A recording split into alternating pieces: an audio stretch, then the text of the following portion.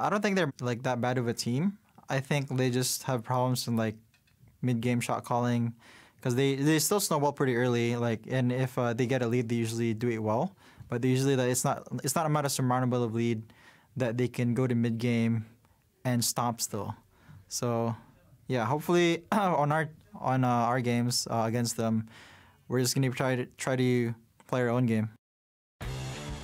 Welcome back to round 2 of Echo Fox versus Immortals.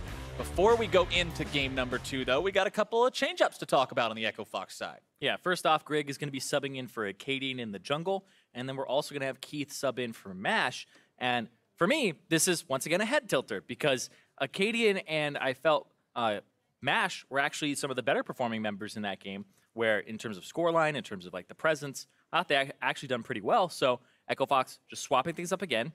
And we're at the point now where I was talking about it last game where I'm like, hey, have they played with this specific combination of these people? I'm like, that's probably out the window at this point because this would have taken so much time to be like, okay, we scrimmed with, you know, Acadian, Damonte, and Mash, and we got enough time that's comfortable. Now it's like, now we have Keith, Damonte, and Grig. This feels great too. It's like, there's no way that happened, and they got it to a level that they're very comfortable with. So it seems like Echo Fox are definitely experimenting with a few things. Right. But going back to what we talked about last game, experimentation's all well and good. That's totally cool. That's how you get better. It just becomes an issue when we're over halfway through the split now, you're running out of time, and your experiments are occurring during games that will determine whether or not you get to have a postseason. Yeah, I mean, you don't get to play against these teams normally, so I guess play against them like you're playing a scrim? I don't know. Yeah, it's like extra scrims, question mark? Because the issue that I'm having, and I guess I can break it down to this, is that Echo Fox weren't playing terribly when they had the lineup previously, right? And then they had done things like sub Acadian out for Grig, which was okay. We saw his KDA up there where he was like doing all right. And the team has actually lauded him very highly and said that there's a lot of potential in Grig. He just kind of tilts a little bit. You know, he doesn't have that mental resilience just yet, which comes with more time playing on stage. So they're giving him some time for the future. But right now, they're in 7th place, looking on the outside in of playoffs again, because Echo Fox have not made playoffs at all in the 3 splits that they have been a team, looking at their 4th now. So you're questioning, you know, why are these changes happening when they were at 4 and 6? Immortals just had an 0-2 weekend against Phoenix 1 as well, which is lower than Echo Fox in the standings. So you would think just come in with what's been, you know, working for you, try to exploit the mid lane with Froggen, and then maybe push forward. But it seems like Echo Fox, you know, criticizing them a lot here, like throwing out a lot of questions, it just seems like it wasn't broken, so why are they fixing it? And I also want to add some context to that 7th place comment, because 7th place can mean a lot or mean a little depending on who's right around you. And the thing is for Echo Fox, this split, this isn't a thing where you have 2 or 3 teams at the top, 4 teams or so in the middle, and then like 2 teams at the bottom, something like that.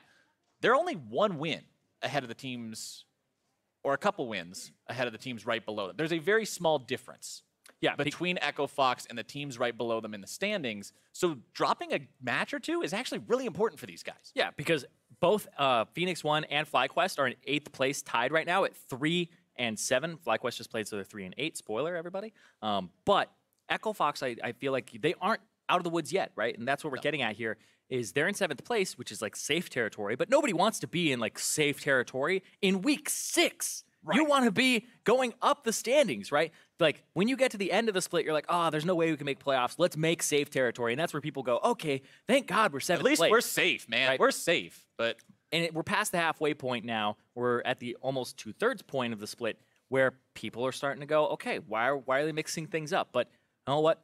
There's a lot of criticism here that we're talking and like speculation on Echo Fox's side. Right. But at the end of the day, you want to see something work for this team, right? You want to see something stick. As fans are saying, you know, Echo Fox, they're trying this back and forth. You know, things have been working where they have those great early games that Xmithie was talking about, but the conversion has been the issue. And now there wasn't even a good early game here. And then they didn't revert back to what had been working for them before. Instead, they made further changes and kind of disrupted things even further. And although we have criticized it, I can respect a strategy that is literally just don't go back to something that sort of worked, but literally just keep lowering your head and walking forward, trudging through all the muck in the trench and finding something that works, no matter how long it takes. It is rough.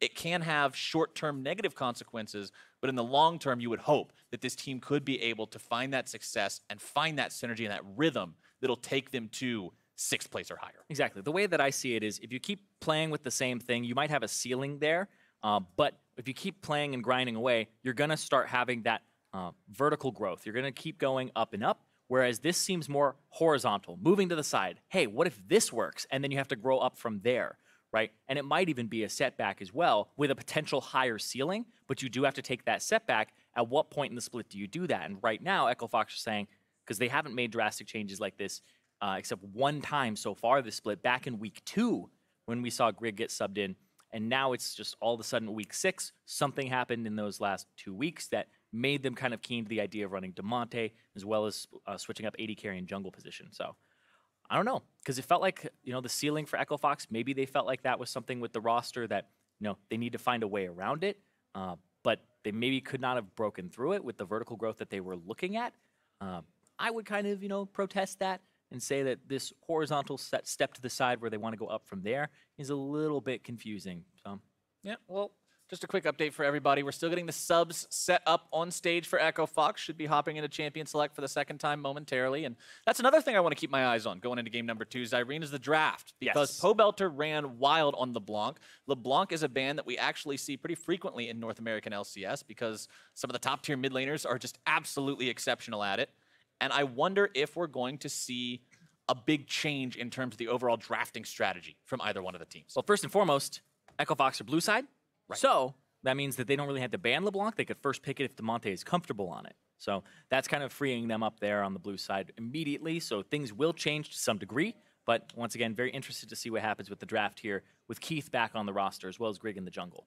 And Keith has been having more champion pool opportunities recently as well. Echo Fox has been enabling him to play more different champions. Previously in Spring Split, I know we covered in the past how Keith had something crazy like 14 out of 18 games on Ashe, and then 2 of the remaining 4, Ashe was banned. Yeah, you find something that works, you just keep trying to work it. But recently, and in some of the games that we saw him go off on, he's played other champions. He's played things like Tristana, and allowing Keith that flexibility seems to allow him to have more potential, to have more opportunity to really showcase himself as a carry. So maybe Echo Fox will go for that, maybe not. We'll have to see, as their bans are already done here in game number 2, as they ban away Gragas, Corki, and LeBlanc. Not willing to let Pobelter have that one. Caitlyn, Elise, and Zac banned away by Immortals. Yeah, and there has to be something here that they saw, because if you don't ban LeBlanc, then Immortals have to ban LeBlanc or Caitlyn, and then you get the other one.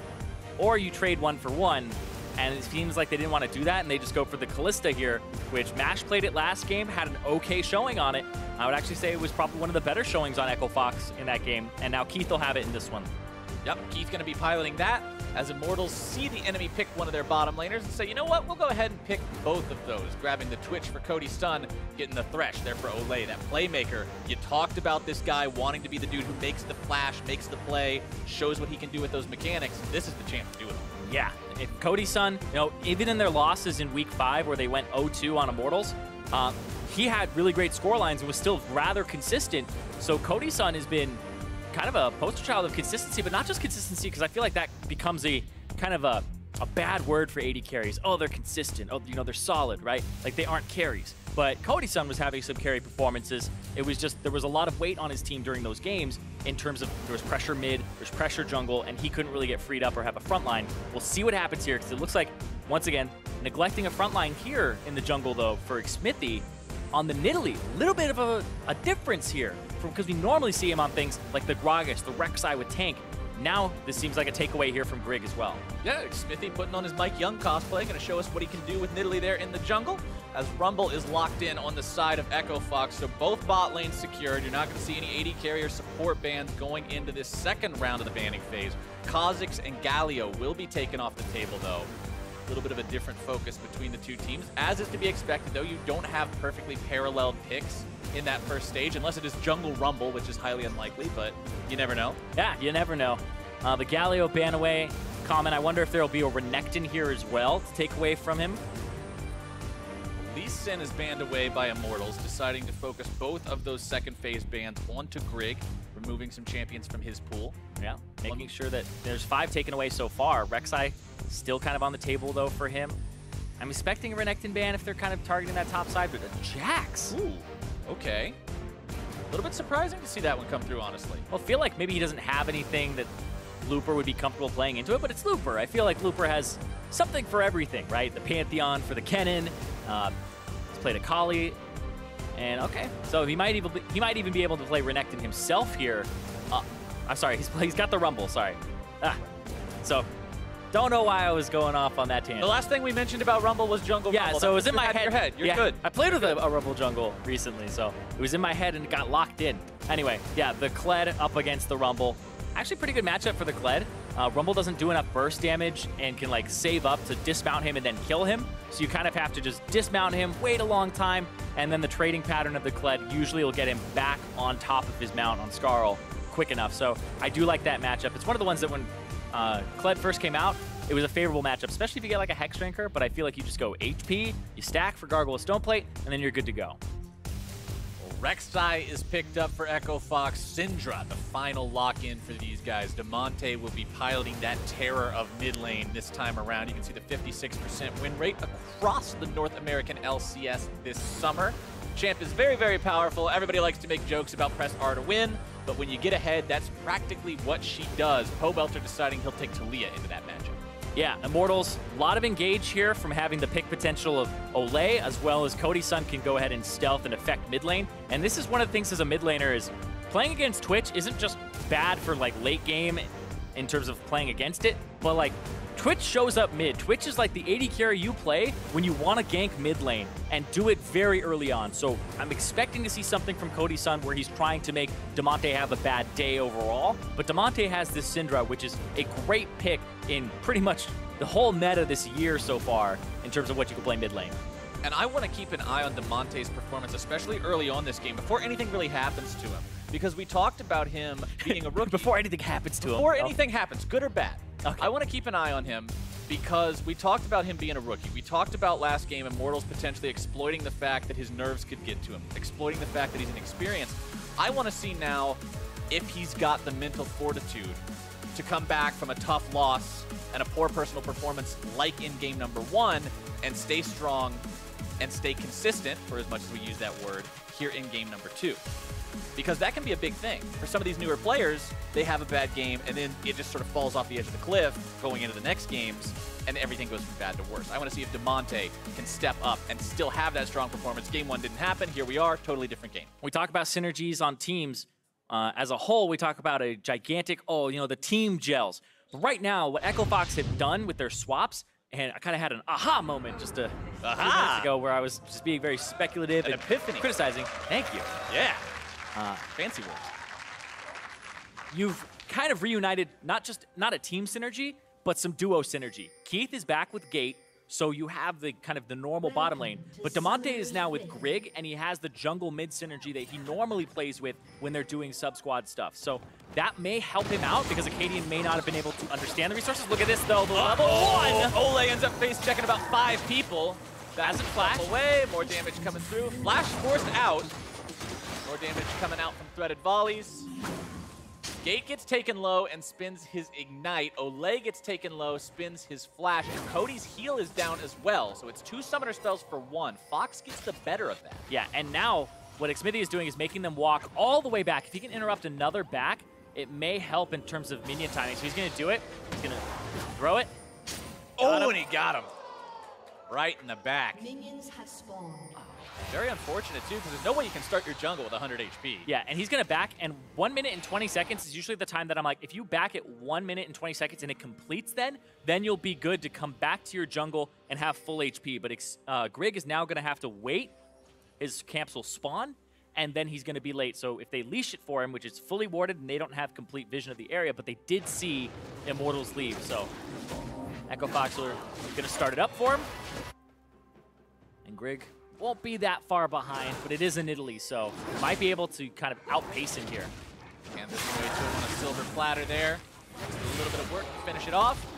Of course, Keith's a bit worse for wear. He had to tank 3 or 4 auto attacks from the thing. Yeah, question is, do they miss anything bottom lane?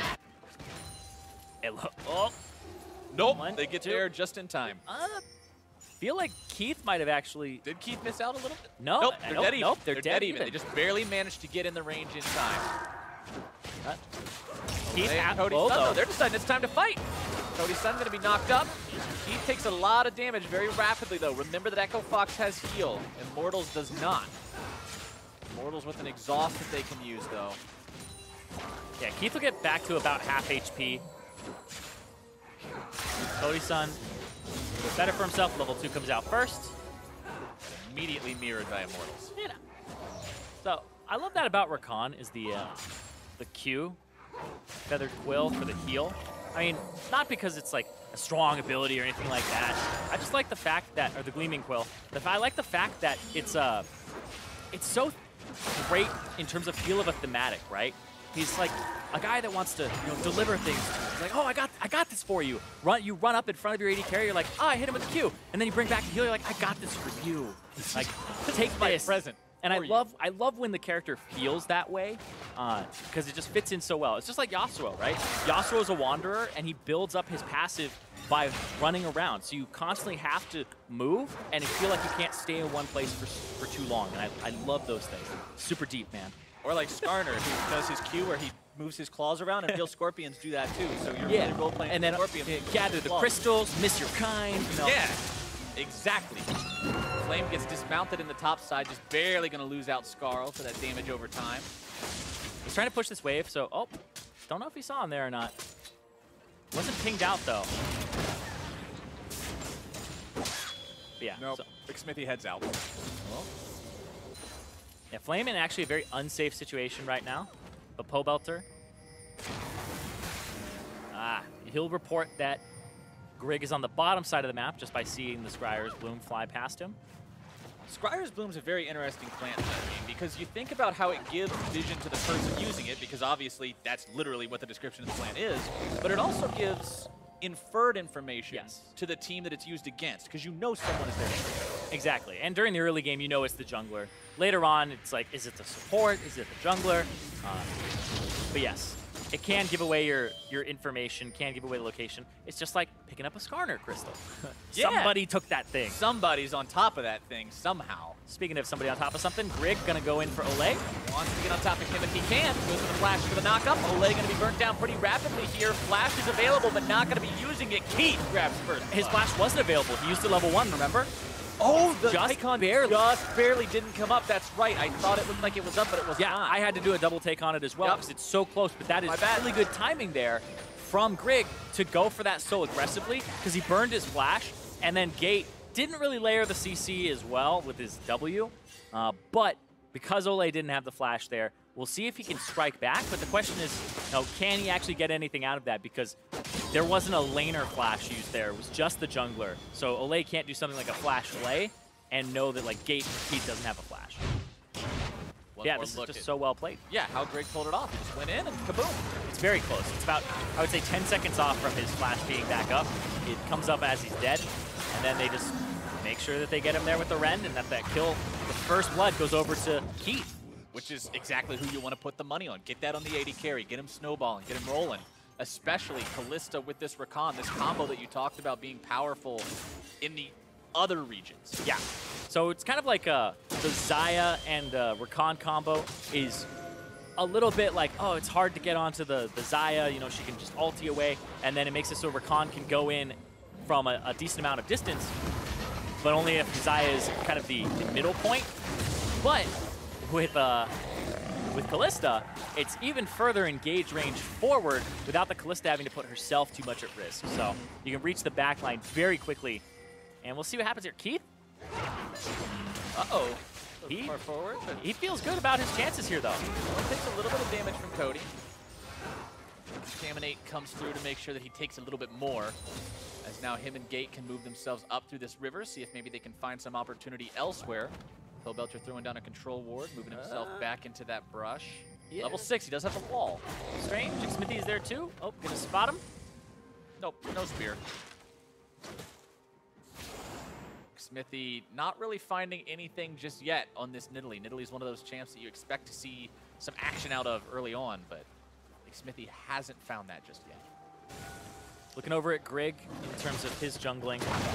Oh, Damonte. He's trying to interrupt the blue, trying to get something back, but he's going to find the control ward instead as he walks through the brush. But yes, Grig actually maxing E, so not doing what Xmithie was doing, but he's still going tank, so he's not going for all of that extra bonus true damage off of having the extra AD. It's more so he wants that lower tunnel cooldown so he can go in and then get out in 2 seconds. Pick up his red buff for himself. And what Damonte was doing, I really like seeing mid laners or junglers or anybody try to threaten the blue like that, because even if you don't steal it, sometimes you force the enemy jungler to smite it instead, so you keep it off the mid lane. See, that's what I do. Is I like it when the enemy mid laner tries to come for the blue, because then I can you get an the blue. excuse. I'm like, oh, smited the blue, you know. Be like, sorry, I thought he would steal it. I mean, would you rather have a, 33% chance that they get it, or would you rather have a 100% chance that we get it and it's on me? I'm no mathematician, but I like the one that favors us a lot more. Right now, top lane's favoring Immortals to go in deep here onto Looper. Equalizer comes down to prevent any sort of dive shenanigans coming out. He can turn. Looper decides to turn this one around, though. Overheated Flame Spitter puts quite a lot of damage Remember, into Flame. Skarl's super slow. Damonte popped Ghost, and he's trying to get there so he can finish off Flame. Damonte trying to get in range to make this stun. He doesn't even need the stun. Press R to win.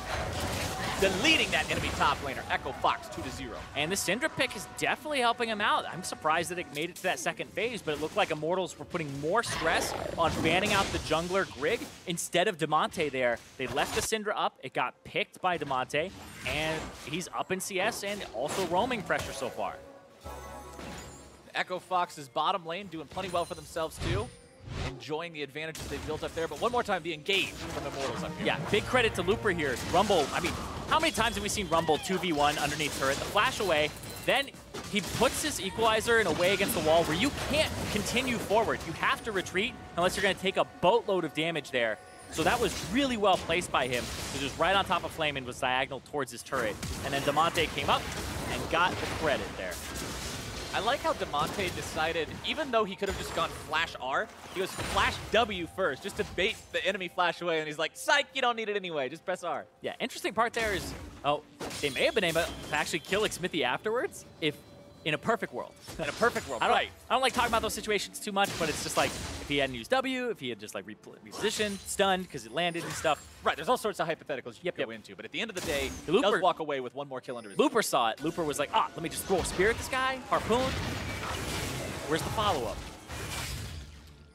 First Drake is Infernal this game too, by the way, so expect to see these teams potentially fighting for this very soon. There's a lot of games, Irene, where we see Infernal Drakes go earlier than 10 minutes. Yeah, and you could see the entire team of Echo Fox are trying to play around that. Keith, clearing out the minion wave and trying to shove, even though Gate isn't with him, so he's kind of 2v1ing and trying to get pressure. Gate was just making sure he has wards all through that bottom side of the jungle, setting up for the Infernal Drake, and Grig was getting the Scuttle Crab as Damonte has mid priority. So, like I said, winning the mid lane helps you win this part of the map very heavily. Echo Fox decides that winning mid lane is their ticket to grabbing Infernal Drake #1, and it doesn't look like Immortals is going to have anything to say about it. Yeah, top side of the map though. See what happens here. See if Grig is paying attention or not, because Xmithie just cleared out 2 of his tunnels on the top side. It doesn't look like they're paying attention. Well, Looper outplayed this the last time. Oh, there you go. Uh-oh. Yeah, he saw that Taliyah was roaming up, so he's like, I'm going to get walled in. I'm going to die. Because they know he doesn't have flash. But look at this. 2-man bot. There we go. Looking to make that happen if they can. Cody Sun taking the bow. Almost going to be taken down. The shield nearly saves him, but not today. Olleh now going to try to kite these guys around and make the outplay underneath the turret. Grig walking away. Flay doesn't find him. Could have potentially found a kill with the help of the tower aggro there. Now they got to get the turret because Looper ended up dying on the top side, and they could potentially lose that after the wave gets shoved by Xmithie. So they had to pick this up. Olleh's going to try to hang around and just provide any help that he can, but quickly realizes that it's not really something he can protect. He has to just get back. Yeah, and remember I talked about trades in the first game? First turret goes over to Echo Fox. They got the Infernal Drake, and they get damage on mid lane as well as a CS advantage on Damonte as well. And that is just big for them. So you trade back turrets, but one of them has more gold on it because it's first. But still, large advantage there for Echo Fox off of the small bits of the trade. And these are the kind of Echo Fox early game leads that we're used to seeing. This is the Echo Fox that shows up a lot. Yeah, on the top side of the map, there's no flash on Looper. Flame, woo! It's the zoning ult. See ya, boys!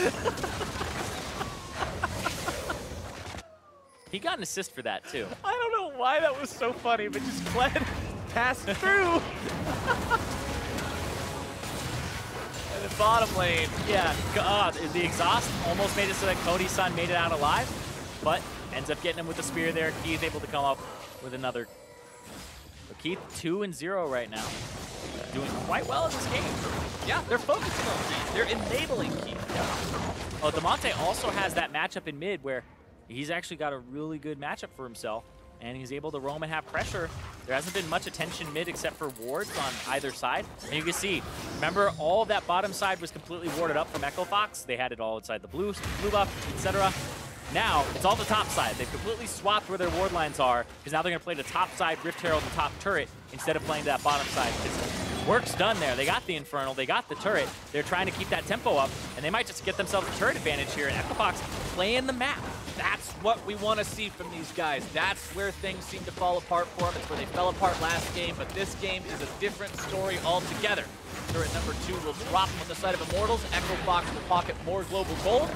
They go up to a little bit over 1,500 gold lead. By the way, Zyrene, Infernal Drake number 2 might snowball. This right here, though, they're trying to cut them off. Wall not quite the wall doesn't go far enough. But Damonte's not answering. Just a little bit short. Keith's going to be taken low, eating some damage right now, but the damage coming in onto Pobelter. May just be able to turn this one around. Keith almost dead, but Flame's not quite able to find it just yet. The damage from the pocket pistol. Damonte trying to finish these guys off. Olleh falls first. Flame going to be so dangerously low. 2 dead for Echo Fox, 1 for Immortals. The health on Flame there had to be single digits. It was super low, but he ends up going for somebody else there, picks up Olleh. 2 for 1 in favor of Immortals, but the bottom lane gets shoved in, the mid lane gets shoved in, and that was kind of exactly what Immortals were trying to get there. It was interesting because Flame didn't have his ultimate for a little bit longer. You really would have wanted the ultimate up to try and make that engage perfect, but they almost get away, and that was seriously well played from both teams as everybody was trying to escape. Like, there was a knock up there from Grig that delayed the death of his teammate there and almost made it so that he got out. Pobelter still with 100% kill participation too, by the way. Well, not quite long enough to completely cut them off, and then this almost bites them as, nope. Gate gets thrown in, charms, knocks up, Pobelter almost drops there, and then Grig staying burrowed, and then knocks up right there on Flame, and then the pocket pistol for the finish off. And right there, whoa, so close to leave this. Whoa, okay. Come back from the replay, and Pobelter's not even part of the picture anymore. Lots of damage on this Echo Fox squad when you think about a fed Kalista, when you think about a fed Syndra. If you're out of position even a little bit, these guys can run it. Yeah, oh yeah. There's so much in terms of engage tools here. Even without the ultimates up, you're looking at the fact that this is a Fate's Call. Oh, Looper, though, has to Flame, you know. All right. Flame doesn't quite make it there with the ulti, but he's still got the wait for Damonte. He might turn here. Doesn't miss spear. Damonte just trying to buy some time. Flash into the play, and Looper is out of there. Flame grabs the kill. Yeah, Damonte was there, but they ended up just going for the Rift Herald, knowing that they had numbers disadvantage on the bottom side. They're going to use Rift Herald top. Pobelter's the one to defend. This is a big minion wave here as well. Echo Fox might have struck gold here with this rotation. Oh, wait. Very nice. It's going to go over? Can he go over? Oh, he does. Rift Herald ignores terrain. Today I learned.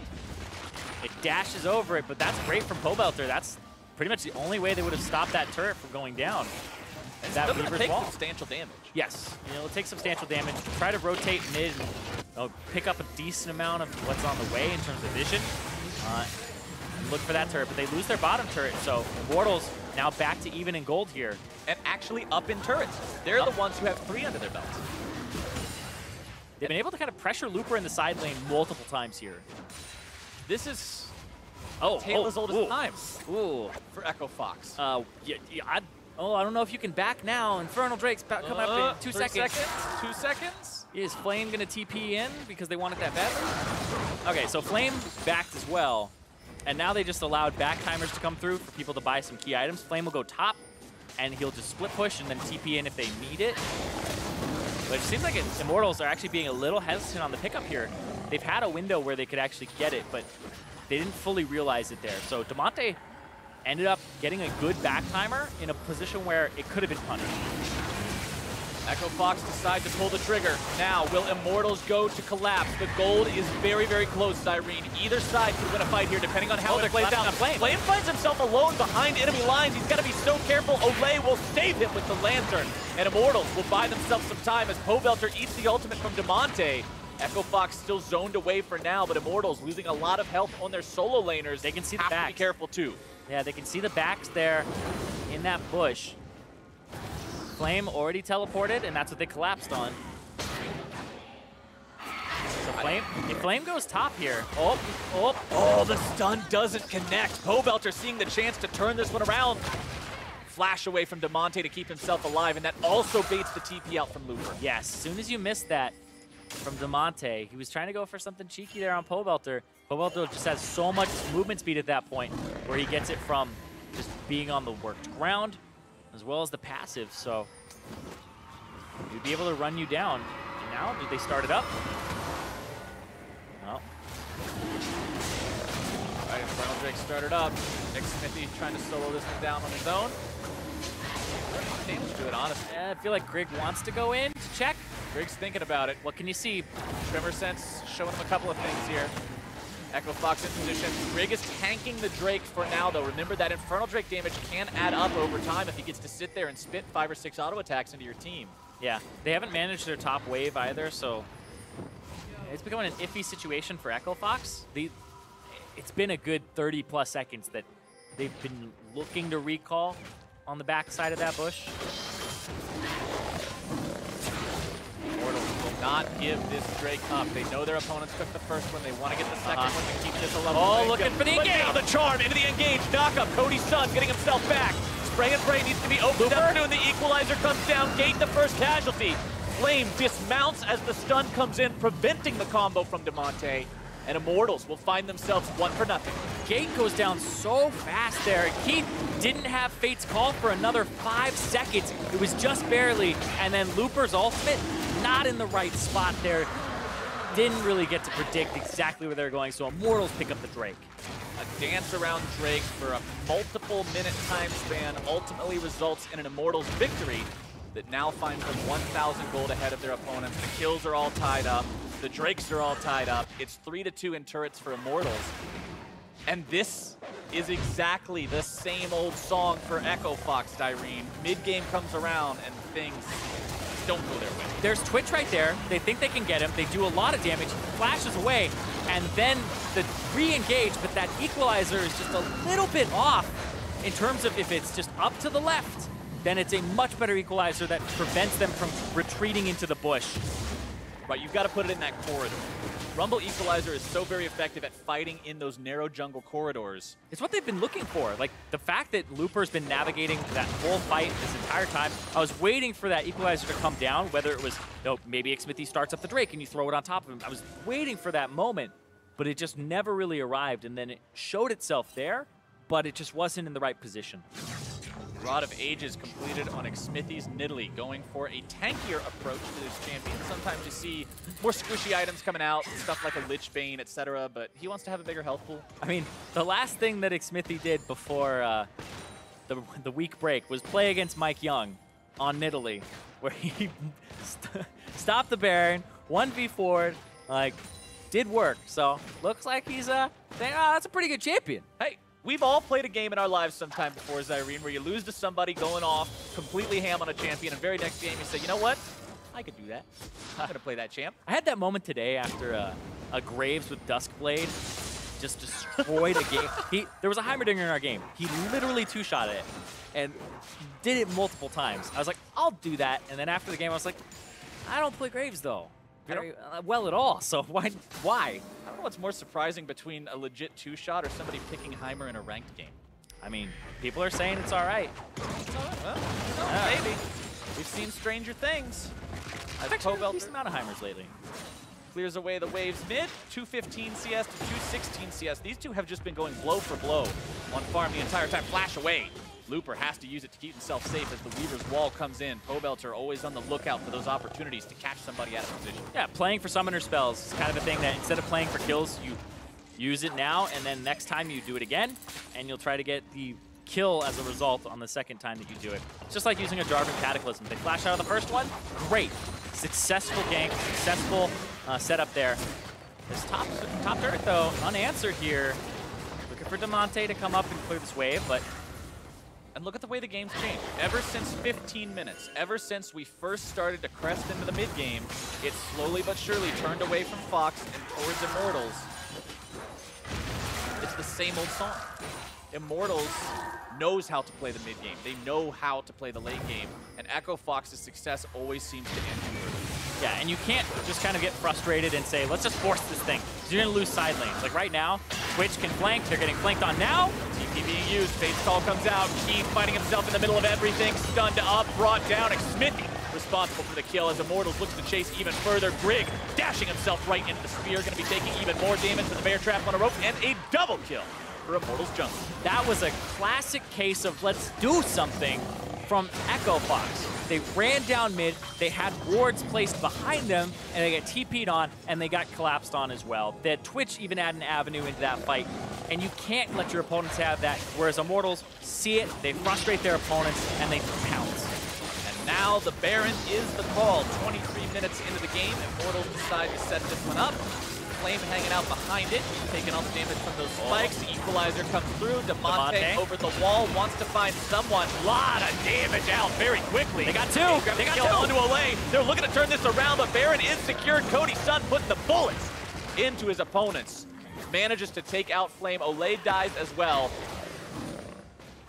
Now Looper of Echo Fox, but they lose Looper. Oh, hold on though, Gate on the other side here.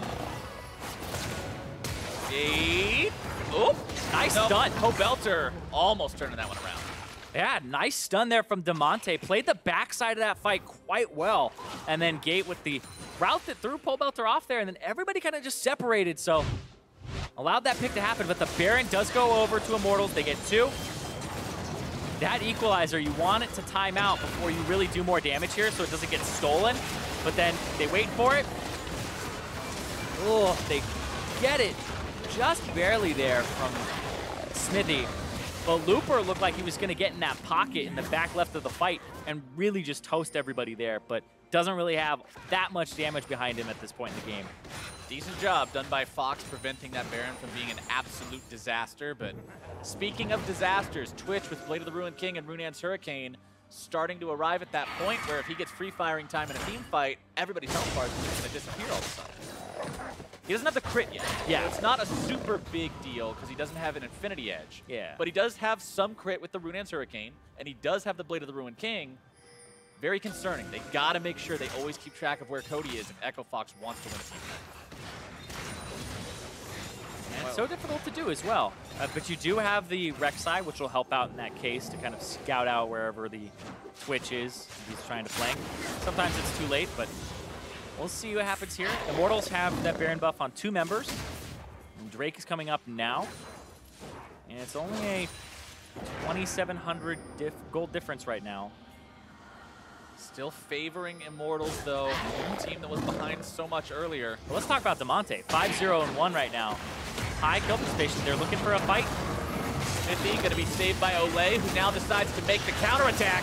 Into the fight goes Flame, trying to get onto those back lines. Grig dead first. The health bars are being deleted. Pobelter able to take down one. Damonte barely limping away from this fight. Can they get trying to kite? Dismount Flame, looking for more damage, but cannot find it. The pocket pistol for the second time this game. Oh, that looked like Keith was getting close. It was like, is it going to happen? Is he going to be able to clean this up? Is he going to be able to just skip away? But not quite there. And Immortals win another fight, going 3-for-1. Now Echo Fox will lose their bottom lane tier 2. The Baron up. Remaining members of Immortals will make short work of that one. Damonte's still alive, but won't be around in time to do any sort of a reasonable answer. 5-0-2, but his whole team is still down way too much. And they're getting caught out in spots that don't work for their fight. And these team fights are just so interesting because there isn't really a frontliner on either team. You kind of have maybe Thresh, right? You kind of have the diver of the Kled who wants to go straight in. So you aren't having like tank lines fight each other at all. or trying to get through a tank line. It's like everybody's just throwing their backlines towards each other's backline, but not with assassins. You're just like, why is this Kled got backline access? And then why is this Taliyah flanking? Right? Everybody's kind of all over the place here, and the scattered fight makes it so that Looper can't really get in. He's looking for something off on the left side, so this Weaver's Wall pays even more dividends because it's a later equalizer than you would want, and you may have been able to save Grig from going down there, whereas Gate had the initial Fate's Call, didn't hit Xmithie, but then the follow-up from there wasn't really perfect either. So Immortals have just been kind of getting away with these fights here, and I think Xmithie has been a big part of these too. Like Xmithie and Pobelter, once again, we talked about how they look like they were a little bit outclassed against TSM and P1, but this is a different story. And Olleh has been having some good saves as well. Throwing out the dark passages at the right times to make sure that nobody gets caught out with serious consequences on his side. We talked about his ability as an offensive playmaker, wanting to go for those flashy mechanics, those big plays and the catches. At the same time, the man's respectable on defense as well. Yeah, Olleh has definitely been playing like a beast. Pretty much all split long. That people are saying #1 support right now in terms of overall. But talking about Gate here, he did have a really good week 5 himself. And this just looks like playmaking build over and over again for him because he has the Righteous Glory to get in there. He has the Ionian Boots of Lucidity as well, which will decrease the cooldown of his flash. So Gate is just trying to have very frequent plays where he can jump in and try to catch Cody Sun. And one of the things about Twitch is you're always like, okay, can we reach the Twitch? That's step 1 before you even get to do damage to him most of the time because his range is so long when he has the spray and pray on. But they've gotten to the point where, all right, step 1 is complete. Gate can get to him pretty much every single fight. But can you kill him? Do you have the backline damage at this point? And Damonte should at this point in the game with his 3 items. Immortals taking this one nice and slow. Don't want to overextend themselves. They know they're ahead, but they're not so far ahead they can afford to just ram their faces into some inhibitor turrets. Baron will be live in under 2 minutes, so it's never too early to start that setup, start controlling vision, and be ready to take that one, especially with your opponents having to answer the bottom lane. Yeah, Gate looking for that long-range pick. And with Righteous Glory, you can actually go so fast for that initiation. Gate has some serious surprise factor with just how quickly he'll be in the middle of the entire team.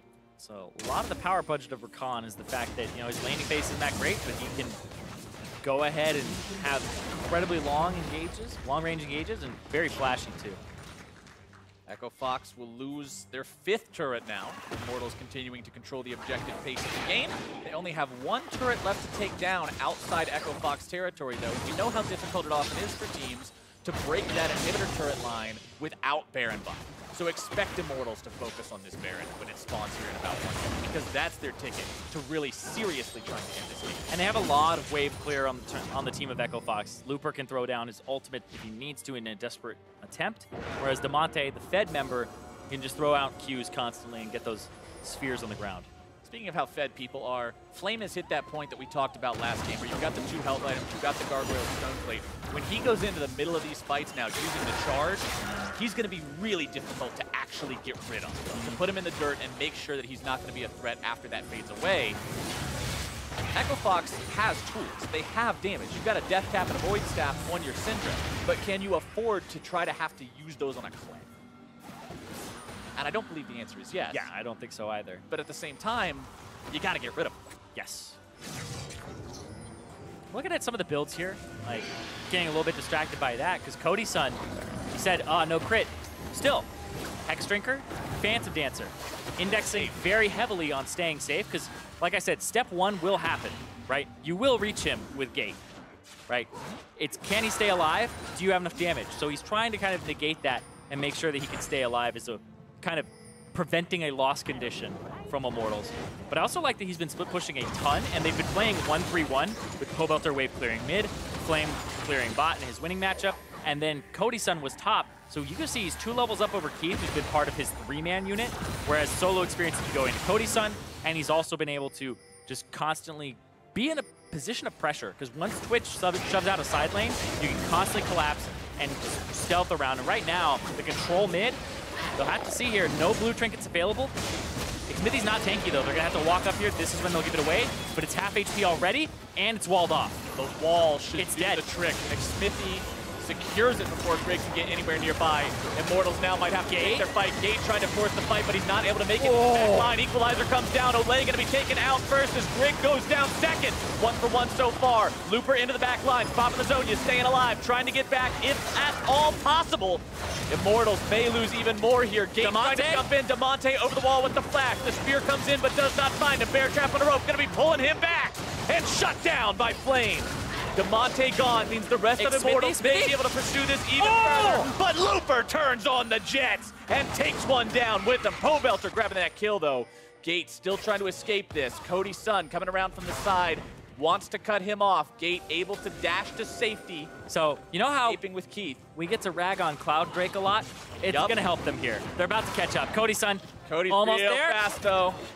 Throws out the poison, slows them both down. Now he doesn't have to succeed. Come out.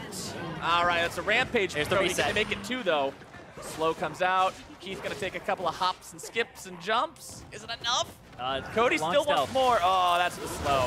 I don't think Keith's gonna be long for this road, or is he? I spoke too soon. Caster curse, except it's good luck for Keith. Gets himself away. Let's go the opposite direction with it. So it's a blessing. Yeah. It's the cast of SKT's gonna win Worlds this year, Zyrene. Yes. Yes. Like, NA totally won't. Anyway, just going back to this, that was a beautiful equalizer from Looper. It forces Xmithie off to the left. Pobelter has to go up and to the right, and then Looper, not the best angle there, but when he uses the Zhonyas, seriously, was doing a lot there to zone Cody Sun. And Damonte wanted to flash and get Cody Sun here, but he doesn't quite get him, and Cody Sun retreated into a different direction at the last second, but then gets the counter kill there as he gets killed by Flame. Right here, the harpoon to the face and the turn to papa. Nicely done. Yeah, Looper, like, I never know where to rate Looper because he's got his Looper plays and then he's got his blooper plays, and they happen back to back, right? It's just Same game.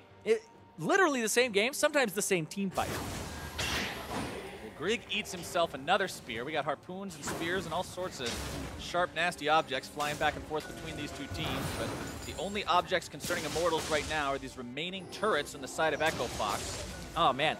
And I talked about indexing on defense for Cody Sun even further.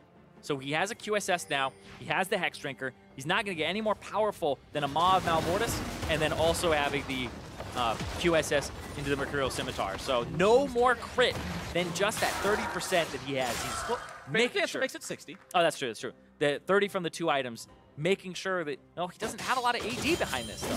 So that's kind of the concern until he gets later on in the build. But now he's at a point where you don't get any more components. You just full buy items. Right. So he's up 3 levels though. That's the really good news. But look at this. Looper gets caught out. He will have Sonya's Hourglass. Equalizer coming down will buy some time and keep him safe. Turret's still alive as well. Grig juggled backwards. The seismic jump almost sealing his fate. Meanwhile, topside, Flame taking down the first tier 3. The rest of Immortals will take down the second as Echo Fox has to fall back in retreat and try to defend 2 separate places at once. Looper not in any condition to make this 1v1 happen after expending his resources defending bottom. Flame will collect on that top lane inhibitor and gets himself away. Yeah, really good matchup for him. Whoa! Juggled back and forth there. Keith! Oh no! When he's the one to go down first, that's not a good sign for Echo Fox. Olleh will be the sacrificial lamb. The trade as Damonte gets himself thrown back but finds a double kill onto Xmithie. Flame coming in for the shutdown. 3 dead on Echo Fox. The bear trap on a rope, not able to yank Grig out of the fountain. As Immortals still has their AD carry, their mid laner, and their top lane, plus the 5,500 Baron power play. They're in a fantastic spot to put this game in an unrecoverable state if they can make it a 3 inhib game. Yeah, looking for that 3rd inhib here. They have enough time. Just push the minion wave up. And look for that. And yeah, Immortals, like this game, talked about at the beginning, Echo Fox, first turret, Echo Fox, Infernal Drake, advantages across the board, but just didn't mount to much after Looper. They may just find Looper here. He does get his equalizer back, but Zhonya's is not enough to save him this time around. Keith won't be able to move in for revenge in time either. Pobelter had a very limited mana pool there, but it was still enough to do what he needed to get done. 36 minutes into the game, and Echo Fox has no inhibitor standing. Yeah, and Cody Sun still does a lot of damage because of his levels. He's level 17, walks forward, gets charmed, gets knocked up, gets out of there, but he's already obliterated Keith with the help of Pobelter. And that was a 3v3 off on the side there. And then Xmithie walks up, and this is like, oh, glad he entered the fight. But he takes the ultimate so that Cody Sun doesn't have to, and Cody Sun gets to continue there. So Damonte still trying to pick up what he can. 8-2-3 on this Syndra. A much better performance than the one he had in the previous game, but the team is just kind of lagging behind in how they're picking up objectives across the map. And I would say they had some opportunities, but the second Infernal Drake is where this game really got away from Echo Fox. And now Immortals have a 13,000 gold lead. Keith gets himself hooked up. Nearly going to be brought down. Flame with the flank. The damage comes through, and Keith is donezo. Death Sentence not going to be finding its second mark as Grig runs away. Full retreat now from Echo Fox. Without their AD carry, they've got to find some way to make this 4v5 happen, or the game will end here. Flame on the front line. Spears still flying out. Damonte out of mana. Must retreat into the fountain to be able to participate in this fight. But Immortals are at the Nexus doors. Onto the turrets they go. A hook onto Gate. They just seal his fate. He's out of there before the CC ends. Xmithie grabbing the kill as Nexus turret number 1 falls. Nexus turret number 2 now has to stand against the remaining entirety of Immortals. The stun comes through. The equalizer goes down. Some health bars disappearing. But it's actually Fox who goes down first, and IMT will claim a 2-0. And Cody Sun with a great flank there at the end to close it out. But really, macro superiority, there's a reason that Immortals have been number 1 or 2 in the standings all split long. And it's because their macro game, their shot calling, their decision making in the mid to late game is just that much better than the teams below them. And we came into this series saying Echo Fox wants to prove they're a team that can make it into playoffs. Immortals wants to prove that they're a team that's still top of the table. And Immortals did. Week number 5, yeah, it didn't really go too well for them. They went 0-2. It was a bit of a shocker for everybody. Now they're coming into week number 6. They have a very dominant performance against Echo Fox, take them down at a relatively swift 2-0. This is still a team that you've got to keep your eyes on. Exactly. Still a team you have to keep your eyes on. But I feel like the conversation definitely shifted, like we said at the start, where Immortals, it was talk of, man, they took down all these top teams. They're 7-1. Are they the best team in North America? And then they went 0-2 against Phoenix 1 with Mike Young and TSM, who went to Rift Rivals, won Rift Rivals for North America, and dropped only a single game. So the conversation has become much more clouded than just Immortals are number 1, because they aren't even that in the standings right now. Right. Who is the number 1 team in North America? They're in that conversation, but it's not as definitive as it was 2 weeks ago. Right. They lost that number 1 clinch that they used to have, but they are still there in terms of who's going to be the top teams in playoffs. Who are you going to see in, most likely in semifinals, right? This is a team that looks like they are solidly a top team in North America. Are they the top team? We don't know. Are they a top team? Highly likely. Yeah, I would say, without a doubt, they definitely show macro prowess that is higher than other teams in the standings. And so they definitely have earned that second place spot for themselves currently, but there are a lot of teams that are trailing them right now. Echo Fox, on the other hand, though, it's kind of that confusion of it wasn't really broken, so they're trying to fix these things. I'm wondering what the explanation is for the changes that they've made here. Like, granted, Damonte had a much better game too, but they're still having some of those old issues. They had a great early game lead. It's just the game knowledge, the closing it out, and knowing how to progress a game to the finish is what's kind of eluding them. Because I loved their warding on the bottom side of round blue buff when Infernal was up the first time. Great. Got bottom turret, got Infernal. That was great. They went to the top side of the map, warded that all up, got a turret advantage. Then the next Infernal Drake, they danced around too long. Their back timers were all over the place. One was early, one was way too late. Then they didn't have backs at all. Tried to fight it. The fight didn't go their way. They lost the Drake. There's just so much that cascaded. And then it just seemed like nothing much more happened after that for Echo Fox in terms of the team fights. It always happens when that clock ticks 15. It's like the ball is over. You've got to get home. Yeah, and then they keep putting themselves in situations where the longer the game goes, more opportunities you give for a Taliyah to throw a wall, get a flash, throw a wall again, get kills. And that's what Pobelter did, was be incredibly proactive with his Taliyah walls. Well, to hear a little bit more about the series, let's send things over to Pastry, who's standing by for an interview with a victorious mid laner. Thank you very much. I'm here with Pobelter from Immortals. Pobelter, congratulations, of course, on the series victory. But I have to ask you, Echo Fox, I think a tough opponent in many ways, because it seems pretty hard to prepare for them and pretty hard to practice against them. Kind of what it's like preparing for a team with so many players that they're clearly willing to move in and out. Well, we just, yeah, I mean, we didn't have anything based off of scrim records or anything like that, so we just tried our best to like look at their solo queue accounts and see what they were playing in solo queue and make a game plan off of that, and I think it worked out pretty well, so we're happy about it. Well, of course, picking up a victory here to start this week, but the last week in week 5 was not so kind to, unfortunately. The only O2 week from Immortals this split, I believe. So what did you guys do in the Rift Rivals week, kind of that break week to reset, and what was the preparation like to make sure you guys were fully ready for this week? We just practiced really hard. Like, we took a couple days off because we were able to. We had the luxury to because we didn't go to Rift Rivals. But besides that, we just realized a lot of our flaws from losing pretty much. And so we just picked at them and worked on it. Yeah, I mean, it's just kind of the same. It's like, even when you win, there's a lot of problems that are apparent a lot of the time. But when you lose, they're a lot more apparent because obviously you lost a game because of your flaws. So yeah, I mean, it was just the same old. All right, my final question for you. Your last opponent for this week will be Cloud9. Of course, that means you're back up against Jensen. Immortals was victorious last time in the series, but Jensen's been playing like a man possessed. What do you think of your matchup there in the mid lane? Yeah, Jensen has been really on fire this split, and it's like kind of a combo of him just individually being really good, and also C9's kind of game plan is let's get mid ahead, and they kind of don't seem to do much else besides that. Like, it kind of feels like, wow, if Contracts was here, it would be really bad, then he's going to be there. So I think all I have to do is kind of try and hold my own against all the massive pressure they put around mid, and then we can win. Well, thank you very much for your time, and congratulations on the victory today, but we are going to throw it back to the analyst desk to wrap up the day. Thank you very much, Pastry, and great cast on the day to everyone. Let's get into this matchup as Immortals take a victory after what was kind of a tough week for them. We hear Pobelter talking about how, yeah, we were winning, so it's easy to identify the flaws. It seems like they have identified a few of those and were able to come out strong today. Yeah, and I mean, there's still a team that's right near the top of the standings. You expect them to win against a team like EchoFox.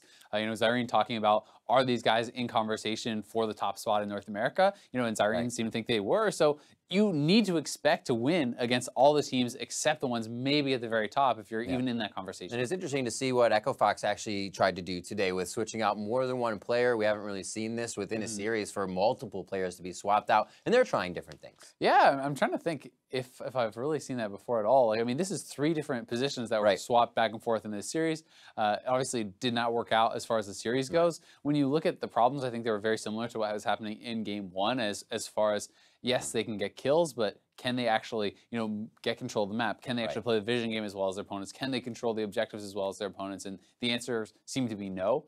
In general, it seems to be EchoFox's problem all year long. When they're losing, it's because they don't have a good mid game, because they're not controlling the mini waves. They're not able to actually control objectives because of that. So everything kind of hinges around that. They have their early game, but for whatever reason, they just can't seem to polish up the mid and the late game stages. And Immortals was able to find that, especially now with Xmithie. We'll go in 26 minutes here. Immortals 3 for 1 in the red side jungle, right where that man lives. And we'll see how this one starts off. Yeah, and I mean, Immortals, I think, throughout the game had some very, very strong team fights. I think, you know, utilizing the flanks from Kled, the Taliyah wall to cut people off. Cody Sun was having a very good game for himself on the Twitch. They have like a lot of AoE team fight damage, and they're able to kind of chase people down and take them out in some of these team fights. So, you know, they're able to win this fight. They're able to get a couple fights around there and secure those. And these are the kind of fights that turn into more. And it's not just like, oh, you got to kill, great. It's, oh, you got to kill and you get full map control. Oh, you got to kill and you grab the Baron. And that's kind of why Immortals was able to take hold of the game. Also, some of those were pretty touch and go. You got a lot of low HP, but then a lot of Immortals members living on the end of those plays. We'll go to the 33-minute Baron play where even more people, more low health plays, but again, Immortals coming out big. And we'll have that for you actually in just a moment. But that play coming in, sealing a deal for Immortals even more. The map play we saw continuously being stronger. The Kled coming in, they were able to play it. Here it is on your screen right now. Yeah, and a really nice Taliyah wall, actually setting up that Weaver's wall to zone out the EchoFox team that's coming in. This gives them time to actually secure the Baron. And then instead of trying to run, they actually do turn for the fight. They have already secured the objective, and they do end up, you know, coming up in a 4-for-3. So it still goes their way, although they are, you know, losing some of those Baron buffs. So I think that it's pretty nice fighting from the Immortal squad, especially in the back half of the fight, kind of fighting it out. And even this, you know, Damonte trying to go for the big play, but the amount of damage from a dismounted Kled here, like, he kills Syndra so fast. So even though he does actually straight over a kill, Damonte is the most fed member on that team, and you have to get a lot out of the Syndra for his death to really be worthwhile. Gotta watch out for that pocket pistol. Maybe a little pocket sand there to throw you off. Either way, Pobelter picking up player of the game on that one, coming through very strong, weaving some sick walls, pushing the mid game forward, and really helping the team to come out strong on that one. His LeBlanc was crazy as well. You give the guy an assassin he's been playing for so many years, you're going to get a good play out of it. Yeah, he's been playing very well, and I think his positioning and utilization of the Weaver's Wall, I think, was very impressive throughout the game, helping them control objectives, helping them secure the Baron in that case. So definitely a good game from Pobelter. And with these switches we did see coming in from Echo Fox, we kind of touched on Damonte first game. The Cassiopeia didn't work out as well, but definitely showing a lot brighter of a game in game 2 on this.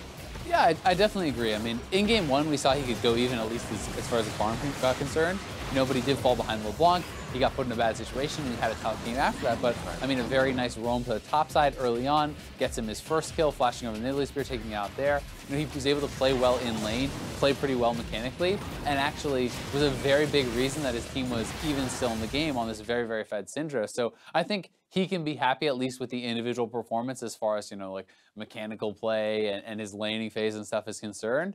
Where they really do need to still work is the macro play. Absolutely. I think the team as well can rely on him a little bit in saying this guy can still find confidence after having a pretty tough game, and that's always great to see in a player. So now let's pull up the standings to see how teams are stacking up. Chronologic Gaming maintained their hold of first place at 9-2, while Immortals tried to catch back up from second. While Echo Fox now end their day in 7th, just above Phoenix 1 in 8th, and FlyQuest in 9th. We'll be back again tomorrow for more LCS action. Coverage will kick off on NALCS 1 with a battle between the two best teams coming out of Rift Rivals. That's TSM and Phoenix 1, followed by Cloud9 taking to the Rift. Taking to the arena, I should say, opposite of Team Envy. On NALCS 2, we have Chronologic Gaming. They'll load into battle versus Team Dignitas, and then Team Liquid hope to defeat FlyQuest later on in the day. Lots of action. The place to see it is right here. Yeah, those are some exciting matches. I mean, P1 and TSM, I think everyone was pretty hyped for, because that was the two best performing teams at Rift Rivals from either region. Dignitas versus CLG, pretty interesting, because Dignitas has been having a rough go of it. We'll see if they can bounce back. Yeah, they have. Things are going to be tough. Like we said, we're in the back half here. We heard the guys talking about it. This isn't the time we have chance to work on things. This is the time when those things you were working on need to come into play. Now, for myself, the casters, and the entire live broadcast crew, thanks for watching. And remember, NA, greater than EU.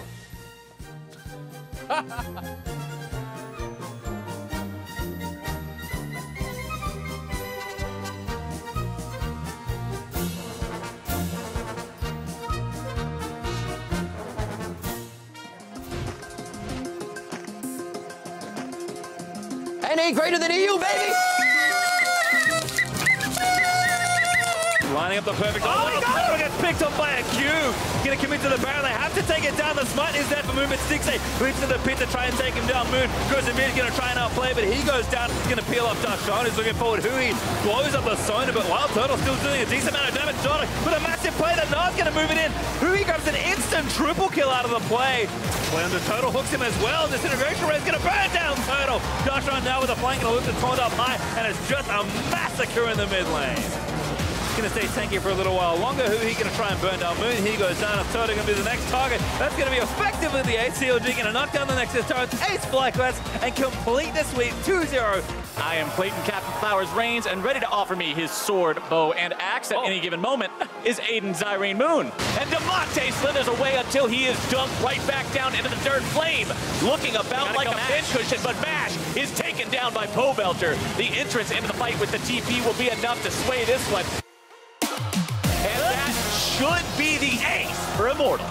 Knock up there onto Acadian, who has to go in the defensive once more as Pobelter finds one kill, make it 2, a double for the mid laner. Into the fight goes Flame, trying to get onto those back lines. Grig dead first, the health bars are being deleted. Pobelter able to take down one. Damonte barely limping away from this fight. Not a good sign for Echo Fox. Olleh will be the sacrificial lamb for the trade as Damonte gets himself thrown back but finds a double kill onto Xmithie. The stun comes through, the equalizer goes down, some health bars disappearing, but it's actually Fox who goes down first, and IMT will claim a 2-0.